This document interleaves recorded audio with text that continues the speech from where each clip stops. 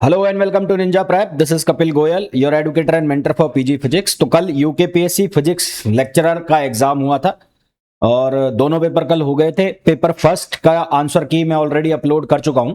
अच्छा, आंसर की टेलीग्राम के ऊपर अपलोड की थी मैंने, तो टेलीग्राम अभी वर्क कर नहीं रहा है, तो शायद ही आप लोगों को आंसर की मिली होगी। तो व्हाट्सएप चैनल की मैंने कहा था, व्हाट्सएप चैनल पर क्या है कि जो डॉक्यूमेंट है वो अपलोड नहीं हो पा रहा है व्हाट्सएप चैनल के ऊपर भी।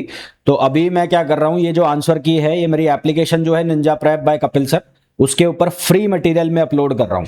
तो जिन भी लोगों को आंसर की डाउनलोड करनी है, चेक करनी है, तो वो मेरी एप्लीकेशन डाउनलोड करके और वहां से फ्री मटेरियल में जाकर आंसर की दोनों, पेपर फर्स्ट और पेपर सेकंड दोनों की आंसर की जो है वो डाउनलोड कर लेना। पेपर सेकंड के जितने भी क्वेश्चंस हैं उनके मैंने आंसर लगा दिए।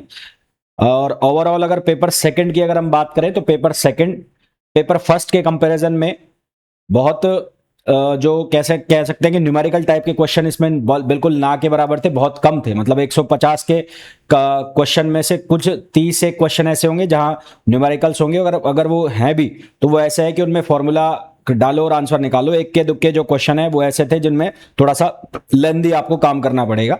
ज्यादातर जो क्वेश्चन थे वो वन लाइनर क्वेश्चन थे, थ्योरी बेस्ड क्वेश्चन पूछे गए थे, न्यूमेरिकल बहुत कम थे। ओवरऑल अगर आपकी थ्योरी ठीक ठाक है, थ्योरी के ऊपर पकड़ है, तो आप इसको आराम से कर सकते थे, है ना। थ्योरी के ऊपर आपकी स्ट्रांग पकड़ है तो इसको आप इजीली सॉल्व कर सकते थे। जो डुअल नेचर ऑफ वाले जो चैप्टर था रेडिएशन वाला, वहां से बहुत सीधे सीधे क्वेश्चन आए थे, फॉर्मूला बेस्ड, जो मैंने आपको कराए भी थे। वो उस तरह के क्वेश्चन वहां से पूछे गए। थर्मोडायनेमिक्स और केटीजी से बहुत ही सिंपल सिंपल क्वेश्चन थे।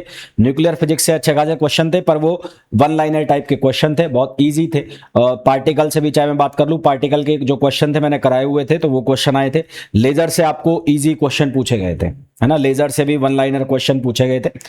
तो पेपर फर्स्ट के कंपैरिजन में पेपर सेकंड में आपके पास बहुत ज्यादा टाइम बचा होगा। सीधी सी कहानी थी, अगर आपको आ रहा है तो आप इसको कर पा रहे होगे, और नहीं आ रहा है तो आप नहीं कर पाओगे।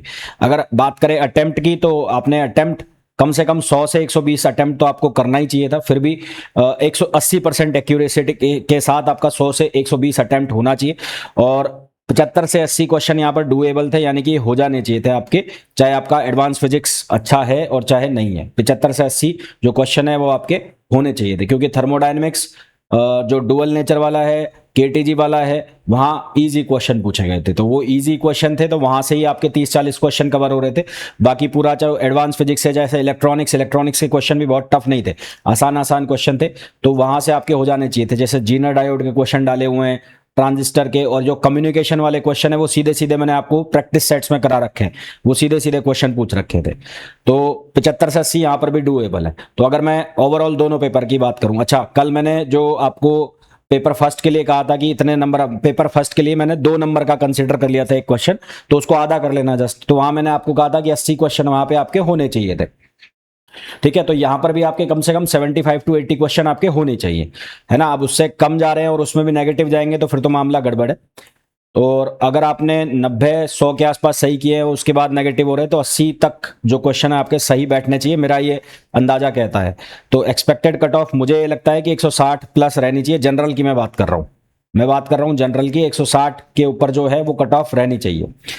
बात कर ले आंसर की तो आंसर की ये वाली भी और जो फर्स्ट पेपर की भी है, दोनों मैं एप्लीकेशन के ऊपर अपलोड कर रहा हूँ फ्री मटेरियल सेक्शन में, वहां जाकर इसको डाउनलोड कर लेना। और बाकी जिन बच्चों का ग्रुप बना हुआ है ना, जो एडवांस बैच वाले हैं और चाहे वो फुल लेंथ बैच वाले हैं, चाहे वो क्रैश कोर्स वाले हैं, तो उनका जो बैच बना हुआ है वहां पर मैं अपलोड, उनका ग्रुप बना हुआ है, ग्रुप में मैं अपलोड कर दूंगा, वहां से डाउनलोड करके और चेक कर लेना, ठीक है। हालांकि ऑफिशियल आंसर की आएगी तो उसके बाद काफी सारे क्वेश्चन हो सकता है चेंज भी हो जाए, या ऑफिशियल आंसर की के जो क्वेश्चंस है उनके आंसर कुछ अलग आए। तो अभी के लिए तो मेरे हिसाब से ये आंसर्स हैं जो मैंने लगाए हैं, आपको डाउनलोड करके देख लेना। और कट ऑफ मुझे ऐसा लगता है जनरल की 160 प्लस के ऊपर ही जाएगी, 160 से नीचे तो मुझे नहीं लगता बैठेगा वहां पर। हो जाए तो हो जाए, पर अभी मेरा एनालिसिस ये कहता है 160 के ऊपर इसकी जो कट ऑफ है वो होनी चाहिए, ठीक है।